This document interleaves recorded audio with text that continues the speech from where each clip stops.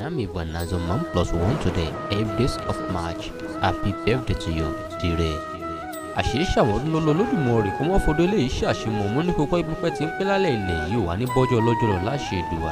Ǹlẹ́ o ṣìyàn Bọ́lá Olúwadámiláre Stephen Sunday ọmọlọ́jọ́ ìbí òní olówórí Adéjọkẹ́ mọ̀ gbọ́ òun lólùfẹ́ rẹ̀ Adéjọkẹ́ ló ké pè mí òun ní èyí lọ́jọ́ ìbí adé orí òun ìdùnnú òun ẹni bí ọkọ òun kí n kí ọ dáadáa pé òun ní rámáyé òun dẹni àpọ̀lẹ̀gbẹ̀ láìṣe ìdùnwá ṣọ̀pọ̀lọpọ̀ àtẹlẹ̀ látẹ̀pẹ́ òun Olódùmarè.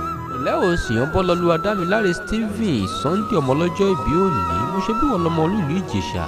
Ǹlẹ́ ọmọ Ìjẹ̀ṣà òṣèré onílẹ̀ obì ọmọ ẹlẹ́ni àtẹ ẹ̀ka ẹlẹ́ni ẹ̀wẹ̀lẹ̀ wọ́n lọmọ olóbì kan ọ̀rọ̀wọ́ ti rí wọ́ olóbì kan ọ̀wọ̀ ti wò wọ́n lóbì tó fẹ́ tẹni àwọ̀ sápò ẹni tó fẹ́ tẹni àwọ̀ sínú igbó ẹranko burúkú aromu jẹjẹ lóbìnrin olùkìtì ẹ̀fọn ó wà ní ramáyé òní dẹni àpọ̀lẹ̀gbá yóò ní ṣòro lọ́dún tó mú ìyá asán sí ìgbéga eré ọ̀tún ìlú sí àfilẹ̀ rẹ̀ ṣe ibùgbé o ọdọọdún báyìí ní sápẹ́rúwé àkàlàmàgò báyìí èèpọ̀ ọdún jẹ wàá túbọ̀ dàgbà wàá dògbò nínú owó ìfọ̀kànbalẹ̀ àlàáfíà yóò ti rí fún ọ̀nìyàn.